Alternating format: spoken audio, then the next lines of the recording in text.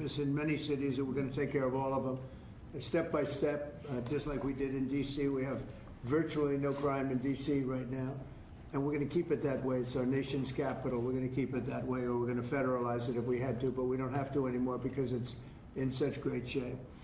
This task force will be a replica of our extraordinarily successful efforts here, and you'll see it's a lot of the same thing, although the numbers here are really something. They're really bad. Now, we did send FBI in about 4 months ago to work, and it brought some of the numbers down, and they did a great job, but we're sending in the big force now. We also sent them into Chicago on a sort of a moderate basis, and we brought down crime a little bit in Chicago, but we're now going to bring it down very big. We're going to be doing Chicago probably next. I was with a great businessman, a man who is involved in all cities through his business. And I say, who do you think should be next after Memphis? And he said, sir, you've got to save Chicago. We're going to wait a little while. But he said, you got to save Chicago. You can't let it go. And this is a very prominent man that everybody knows in this room. Another man in Memphis was saying, Bill, he was saying, very interesting, he's on the board of FedEx. And his hotel is about a block away. And he said, when I walked there, I said, you know, I don't want to do this again. I never want to do it again. And they won't let me walk there. They take them in armored vehicles. They take the board members of FedEx in armored vehicles like a block away to the hotel. This shouldn't be the U.S. This shouldn't be the United States of America. The task force will be a replica, as I said, and it's going to be, I think, equally successful. This is a tremendous success we've had in Washington, I can tell you, and everyone knows it. And people in the White House that work here and other people that I know are calling me and thanking me. They're going out to dinners. They're doing things that they haven't done in years.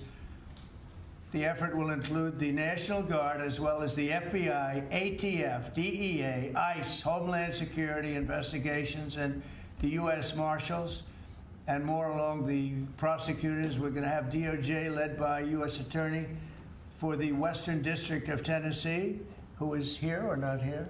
Who's that person here? Not here. That person is going to be very busy. So we're going to have U.S. Attorney for the Western District of Tennessee, and most importantly, Pam Bondi's here. She's heading it up, and she's doing an unbelievable job in every respect beyond this. So also worked with some of the members of the team right here on D.C., and we're very proud of that effort. We essentially had the crime down to a very low rate in 12 days, and within another 10 days after that, it was so incredible. And it continues at that level, and we're going to continue. We have to, because it's our capital.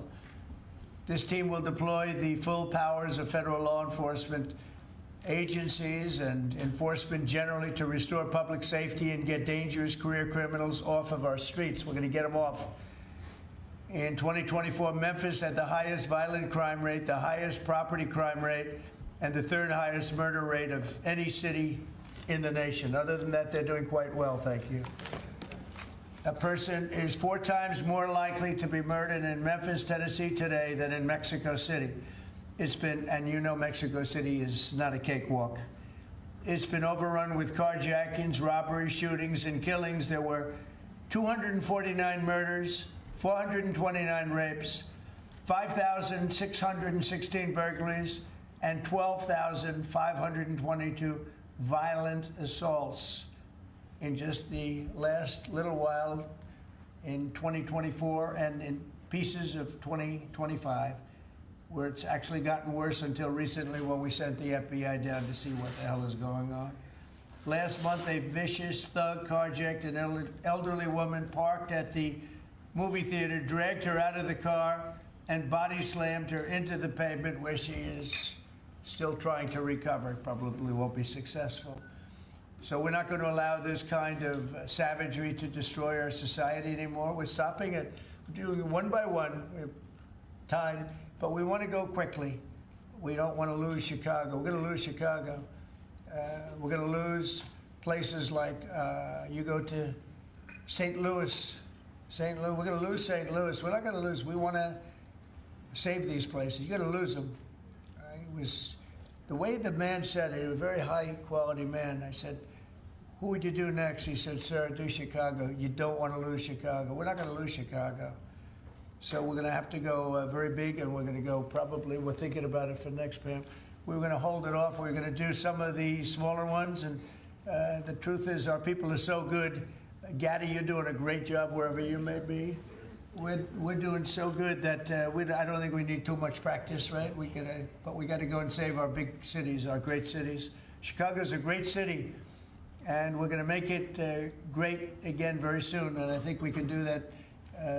Despite the tremendous size, I think we can do a real job, and we're going to give you the resources that you need. So with that, I'd like to just end by saying we're going to make Memphis safe again, and I'd like to ask Governor Bill Lee to say a few words, and then Pam can talk, and anybody else you'd like to talk to. We'll go through the whole list. We have all day long if we have to, because this is a very important thing. We have to save our country from violent crime.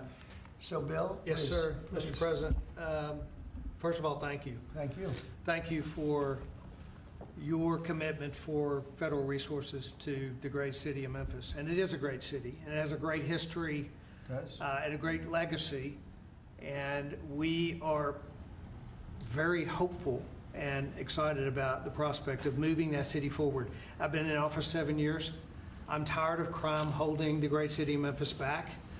And I have spoken today with the director of the U.S. Marshals, with the director of the FBI, with General Bondi. We realize that this effort of multi-agencies that will combine the work of the Tennessee Highway Patrol and the local police departments, when we come together, we can make significant change in our city and the city of Memphis, and that is a powerfully important thing for the state of Tennessee, and I want to say thank you.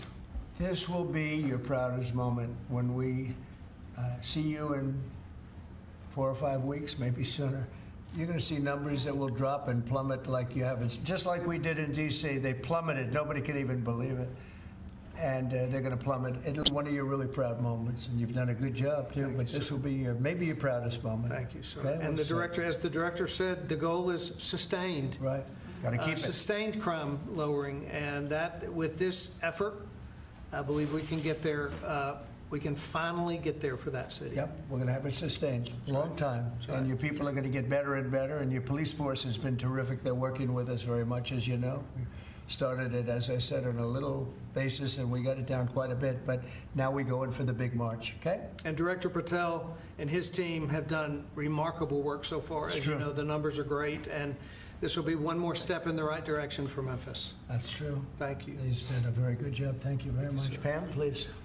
President Trump, at your directive, we went in, as you all know, to D.C. and took over the city of D.C., working hand in hand with Metro Transit Authority. All of the agencies represented here today got over 2,000 violent offenders, got over 200 guns off the streets of D.C., and D.C. is safe again.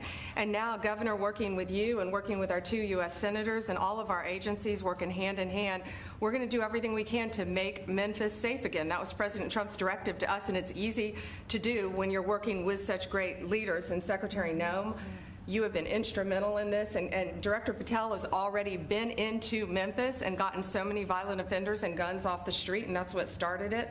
And working with Stephen and Deputy Attorney General Todd Blanche, thank you. We've all been going nonstop, working hand in hand together, and Gaddy Serralta, Terry Cole, and Director Driscoll of ATF wearing 2 hats, and Pete Hegseth with the National Guard, all working hand in hand and being out there for a month. You can't tell who's with what agency but for the T-shirt they're wearing, because everyone's working hand in hand, and that's why we've been so successful. We're going to do that in Memphis, and we're going to get crime off the streets.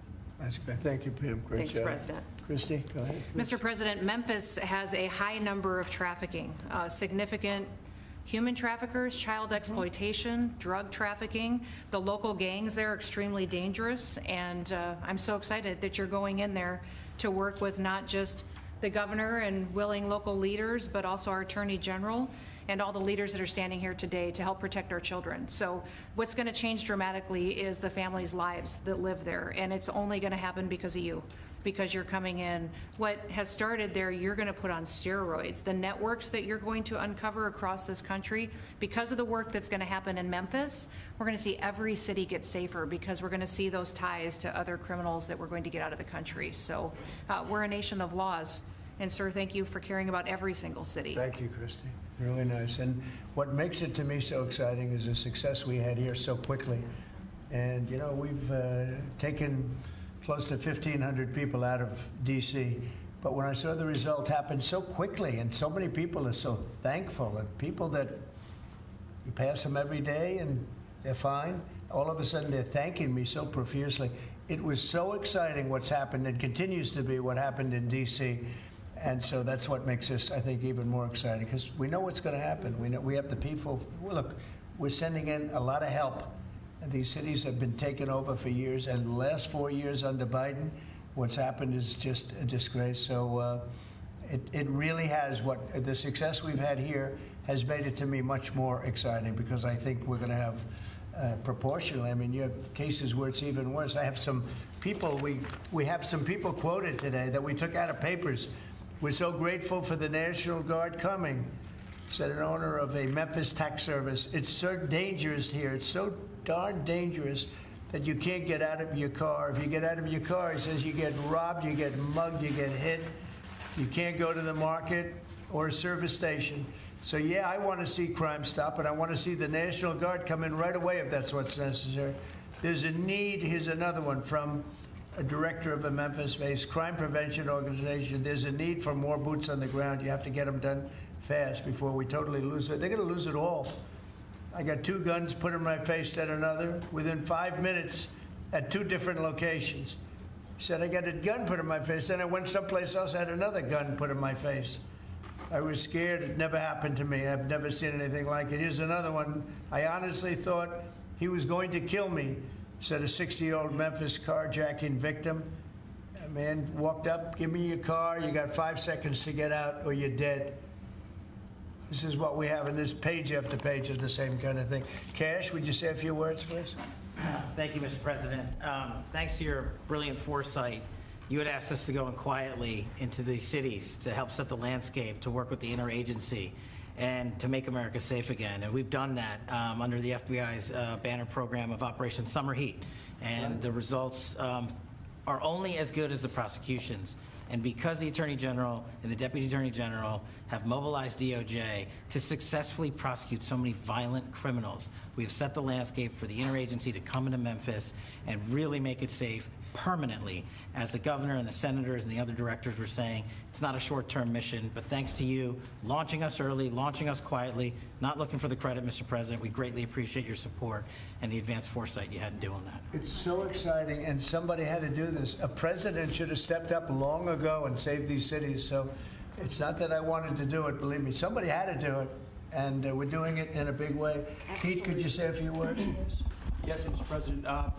You know, from day one, the DOW,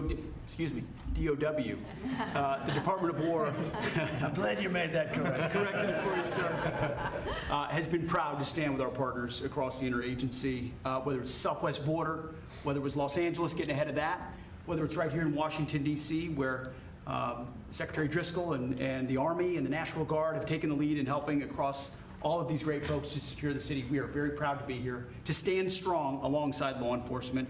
We're glad that Memphis is the place to go. The volunteer state, we're not going to have any problems with the Tennessee National Guard being willing to go in and stand strong in Memphis, sir. Not at all. And get ready, because you'll be doing a lot of other places that are almost as troubled. You got it, sir. Some of them are equal. You look at what's going on in Baltimore, where the governor was telling me how wonderful it is, and you can't walk across the street without being shot.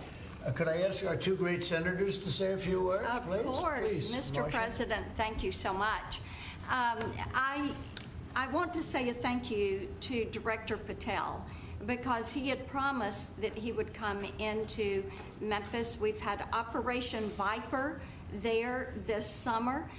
There have been over 500 arrests. There are over 100 indictments. And Memphis had the best stats they have had in years this past August.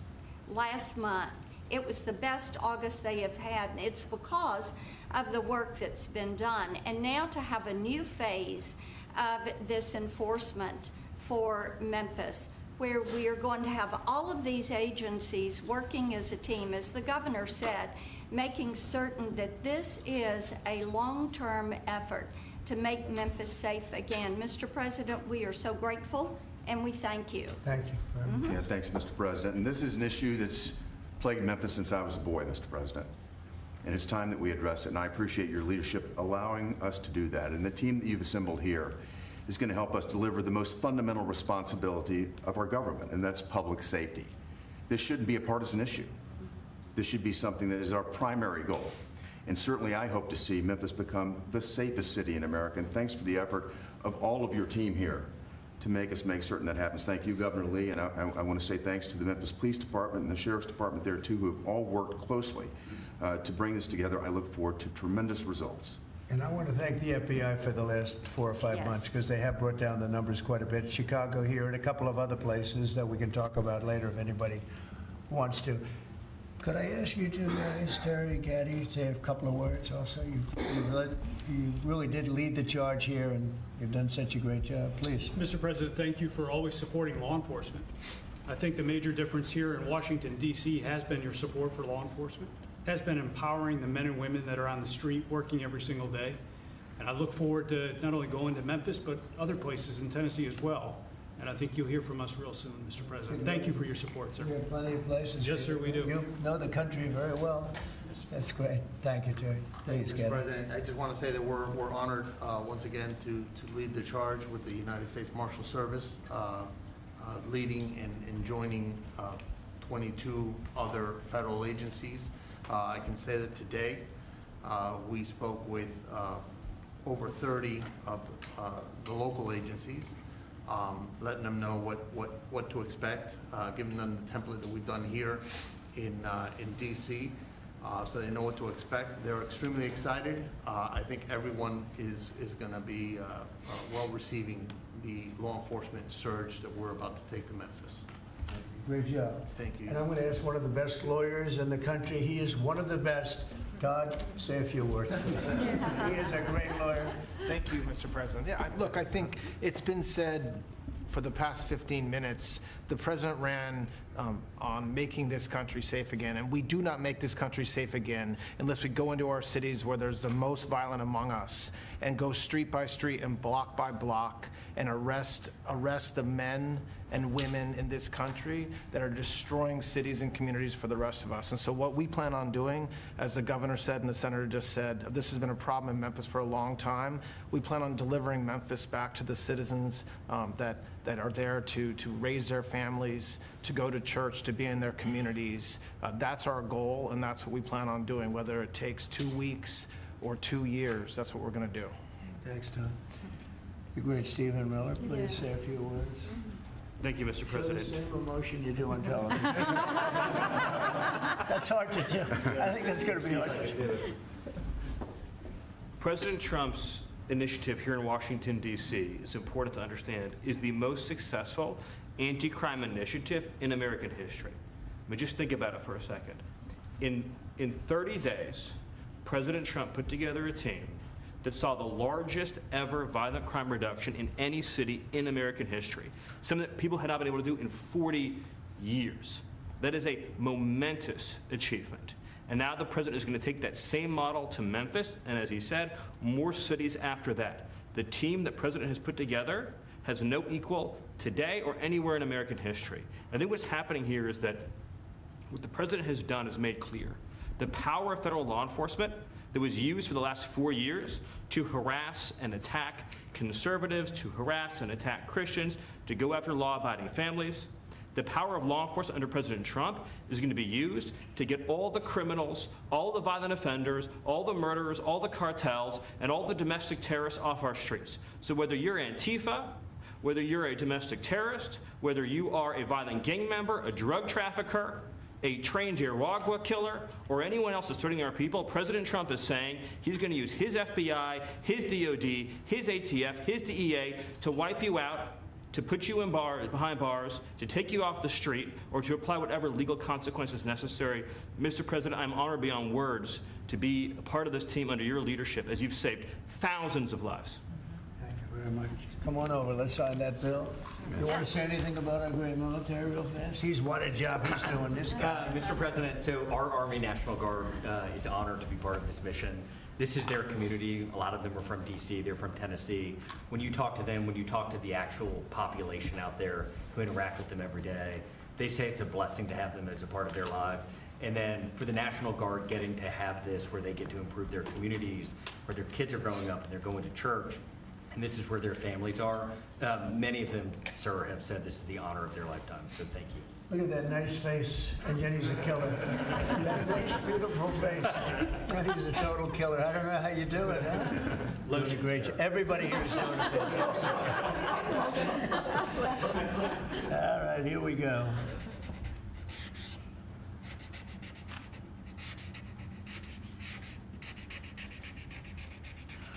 Wonderful. Okay. Wonderful.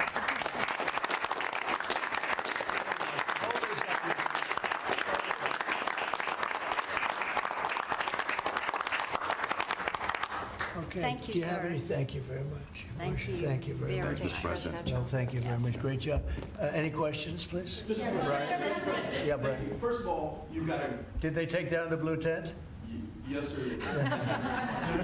Last time he hit me with a blue tent and nobody knew what he was talking about. We found out, right? Found out, And it was right. gone the next day, and they had a lot of, that was not so easy. They had, that's a violent, radical left group. Okay, go I ahead. got peppered with a lot of comments for doing that. They still have their First Amendment right, though. They're still out there protesting. well, I'm not You've got so an sure. amazing team behind you. You've done an awesome job for DC. I want to get ahead of a story that I think might come out. You pushed out an email earlier today really showing dozens and dozens of local media in Memphis highlighting all of the violent crime in that city.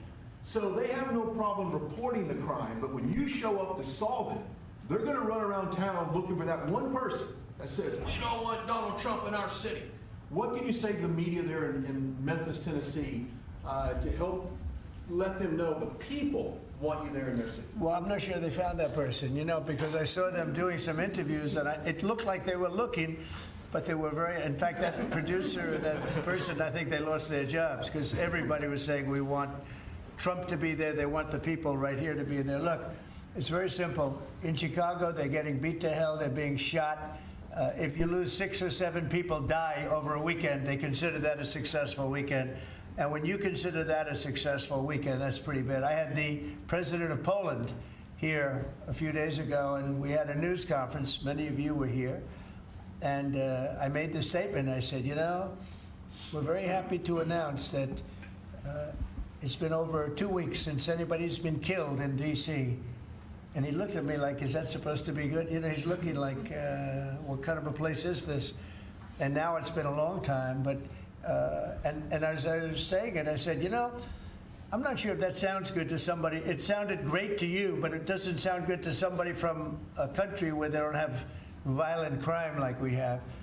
But now it's a long time since that's happened. We went for years where at least one person was killed. Now, you're not seeing it all. It's like the border.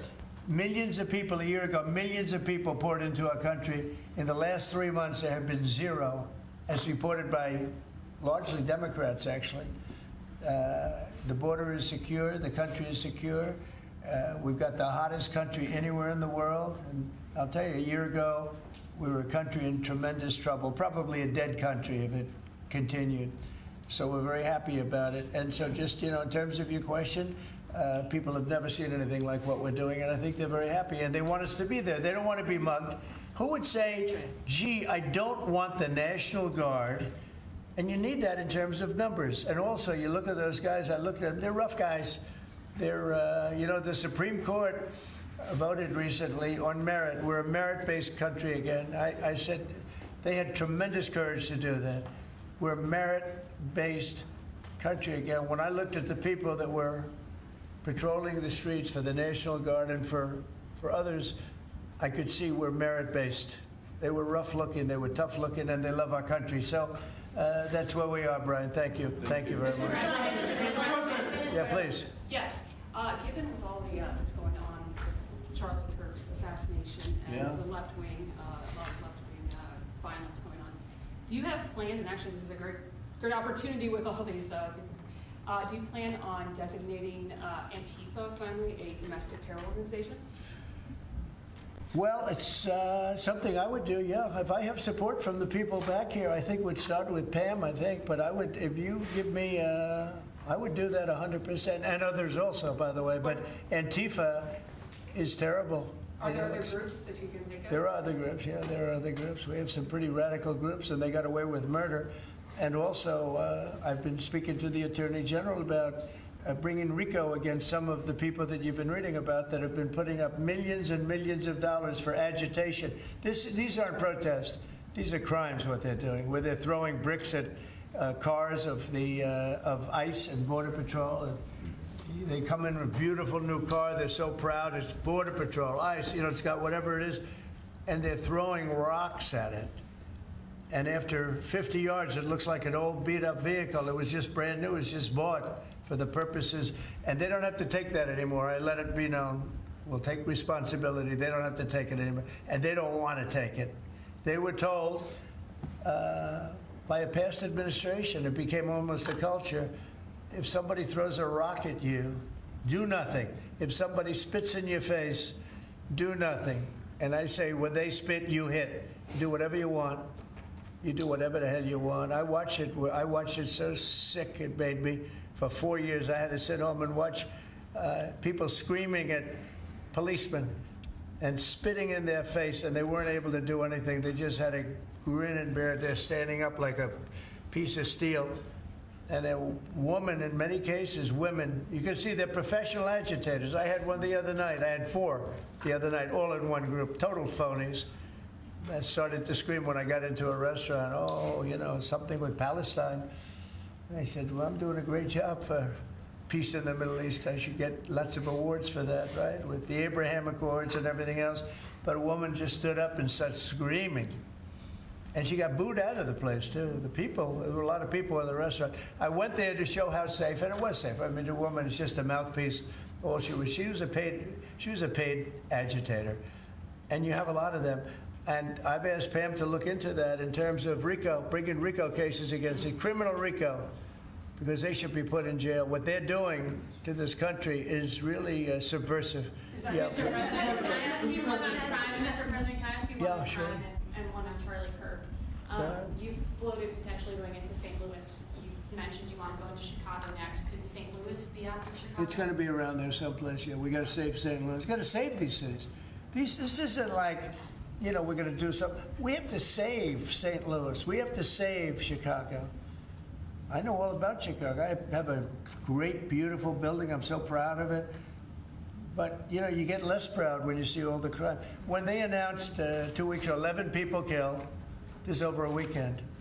I think they said 38 people shot and 11 people dead. And then you watch Pritzker get up and say, we've got crime under control. And I will say that Cash and the FBI did a good job. With a very light force, they went in, and for about 4 months, Cash or so, they've been working on keeping crime down. They have brought the numbers down a little bit. But those are the easy numbers. The first 20, 25% are the easy numbers. That's where it gets. Then you have to bring in the big forces, right, which is what we always intended to do. But I think the FBI's done a very good job. In particular, in Memphis and Chicago, they brought it down a little bit. Like 20% and 25%. Well, I guess it's not so little, but we have a long way to go. We think Chicago is going to be next, and we'll get to St. Louis also. And on Charlie Kirk's assassination. And New Orleans we want to get to, too. Your FBI is investigating the potential role of left-wing organizations in the assassination. I'm wondering if you think if Charlie Kirk's assassin worked alone or if he worked with it. I don't know. I mean, I can tell you he didn't work alone on the internet, because it seems that he became radicalized on the internet. That's just by watching same things that you're watching and hearing. It looks like he became radicalized over the internet. And it seems like he has wonderful parents, brought in a wonderful neighborhood, smart guy, great boards, great marks, great student. And then something happened to him over a fairly short period of time. It looks like he was radicalized over the internet, and it's radicalized on the left. He's a left. I have a lot of problems with the left, and they get protected, and they shouldn't be protected. But as you understand, I think, very well from the tone of your question. Thank you very much. On Venezuela, sir, and on Israel. First on Venezuela, what can you tell us about this Venezuelan boat that was taken out? And do you plan to provide proof that these were narco-terrorists who were on Sure. their way to the U.S.? Well, we have proof. All you have to do is look at the cargo that was, like, it's spattered all over the ocean. Big bags of cocaine and fentanyl all over the place. And it was, plus we have recorded evidence that they were leaving. We've recorded them. It was very careful because we know you people would be after us. We're very careful. The military has been amazing. And General Kane showed me a little while ago the clip, but you could actually see it. But you don't have to see it because we have recorded proof and evidence. We know what time they were leaving, when they were leaving, what they had, and all of the other things that you'd like to have. But we have noticed that there are no ships in the ocean anymore. We're seeing that there's like no ships, no, you know, when the first one we went, there were hundreds of boats. Now there are no boats. I wonder why. Meaning no drugs are coming across, probably stopping some fishermen too. I mean, to be honest, if I were a fisherman, I wouldn't want to go fishing. Just a nice, let's take a little trip, because I'd say, man, if maybe they think I have drugs downstairs. I don't want that. I think the fishing business probably been hurt, but there are literally no boats. This was a boat, and we were surprised to see it. Now, what does that mean? That means there's no drugs coming by sea, but they do come by land. And you know what? We're telling the cartels right now, we're going to be stopping them too. When they come by land, we're going to be stopping them the same way we stop the boats. And you'll see that. But maybe by talking about it a little bit, it won't happen. If it doesn't happen, that's good. But they killed 300,000 people in our country last year. And we're not letting it happen anymore. And then on Israel, did Bibi Netanyahu speak to you directly to alert you that Israel was going to be striking Hamas sites in Qatar? No, he didn't. No, he didn't. Yeah, go ahead. How did you learn of it? Same way you did. Go ahead, please. You mentioned that the shooter was radicalized online. I think so. You know, by the way, when I say that, that's my opinion. I think he was radicalized online based on what they're saying. Do social media companies bear any responsibility for that? And how does that? I'm going to have to ask, I don't know, I'd ask Pam that question. I don't know if you or Todd could give an answer to that. Somebody has to bear some responsibility. You know, and President Trump, I've always told parents, you got to watch what your kids are doing on the internet, what they're doing online, what they're listening to, what they're reading. They're all online, they're all on their phones all the time. Parents have got to monitor that, because this starts when you're young. This starts when you're young, when you listen to these groups, when you watch these shows. And parents have got to just be vigilant. So sure, that's part of it. And they're meeting kids online who they think are kids, and they can be anywhere in the world, and talking to them. And yeah, they are being radicalized. Mr. President. He went bad, and he just went bad very quickly in a sense, because he sort of led a very normal life, a life of, great education, schools, everything else. But somewhere along the line, something happened. Yeah, please. Thank you, Mr. President. How will you send the National Guard into Chicago without cooperation of the governor and the mayor? Well, if they do cooperate, that's good. If they don't, it's not going to matter to us at all. You know who wants to help us? Police department. They have no respect for the governor. They have no respect for the mayor. They respect us. And we found that in Washington. We haven't had total support in Washington from government, as you know, from everybody. I don't want to say the mayor because she was better than most, but we haven't had great, but we have had great support from the Metropolitan Police. They're like brothers of these people. They're really like brothers. You see that. They work together. And so if the governor wants to support, as I said to Bill, it's going to be his proudest moment, what he's going to do, the governor of Tennessee, what's going to happen with Memphis. And 3-4 weeks we'll stand together and we'll say, look at this, the crime has almost disappeared, maybe completely disappeared. I mean, Washington, they don't even know how to record it because it's down so much. They've never heard. I heard 87% is down. I said, really, who are the 13%? Because it's more than that. It's actually more. Hard to believe, right? You're going to have the same results in Chicago. And we hope we have the governor's help, but if we don't, we're doing it without him.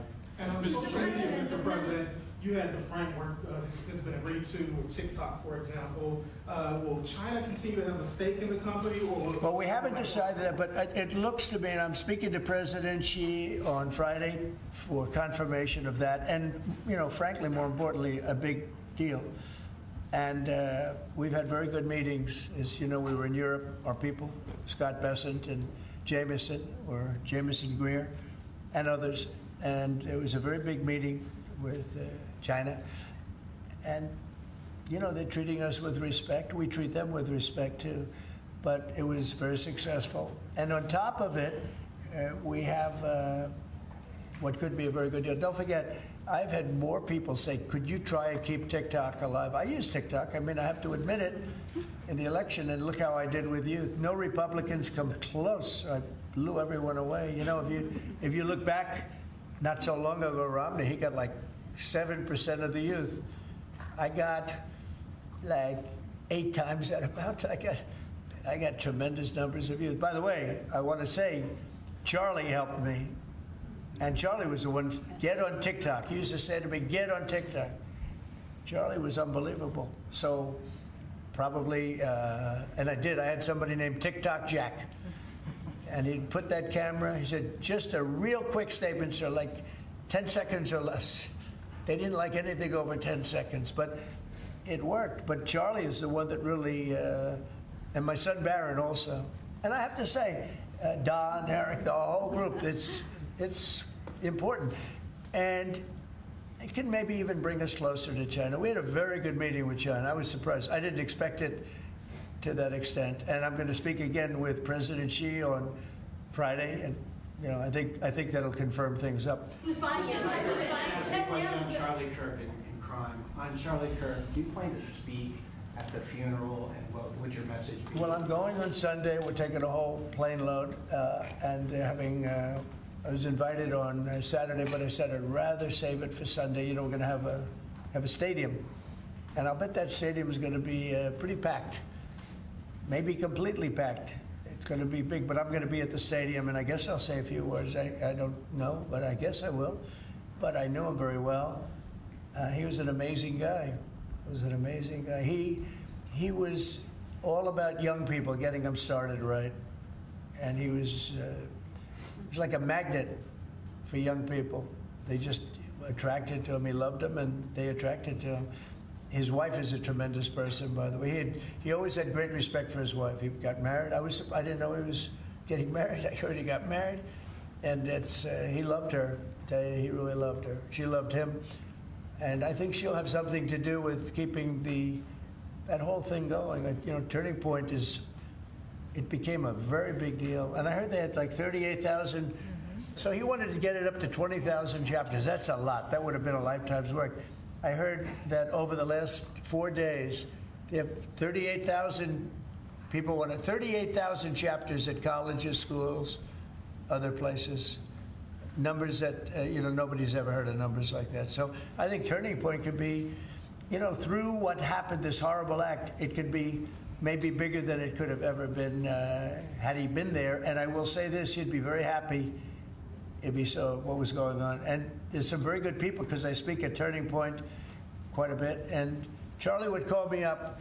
So the last time I spoke to him, he said, sir, I think it was Phoenix.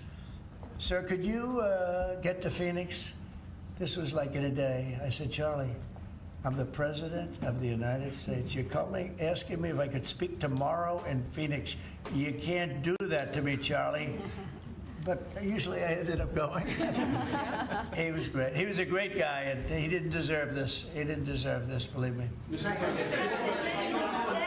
Ilhan Omar, after his assassination, called Charlie Kirk a reprehensible human being. Should she be stripped of her community assignments? I would say, I think she's a disgraceful person. I think she's a disgraceful person, a loser. It's amazing the way people vote. I know it's people from her area, maybe of the world. I don't know. They got here and they vote her in. It's hard to believe, but I think she's a disgusting person. And one more question, if I could. A lot of these, in recent of these trans shooters that we've seen over the last couple incidents, this flag right here is up and down 14th Street. This is what would be a trans flag. A lot of people are very threatened by this flag. It means a lot of different negative things to people, violence. Would you be opposed to taking this flag down up and down the streets of DC? Well, I wouldn't be. Then they'll sue and they'll get freedom of speech stuff, you know, so that'll happen. But I would have no problem with it. I will say, and Steve might just mention this, Todd, you might mention it too, because we're putting out an order. You know, freedom of speech means you can burn the American flag, which I think is horrible. But I noticed something over the last little while. You know, as you do this, you start noticing things that you wouldn't normally think. It really causes unrest and violence when they burn American flag. So the American flag, I wanted anybody burns the American flag, go to jail based on freedom of speech, goes to jail immediately. But the freedom of speech protected them, right? And so, and that's been argued a couple of times. And you know, it's one of those things. But you know what? Hasn't been argued, and we're going to be arguing it, I think, very soon. And that's the violence. They incite violence. So when I saw it just yesterday, they burned the American flag, and people that were there were fine. And all of a sudden, they're going crazy, and there's fists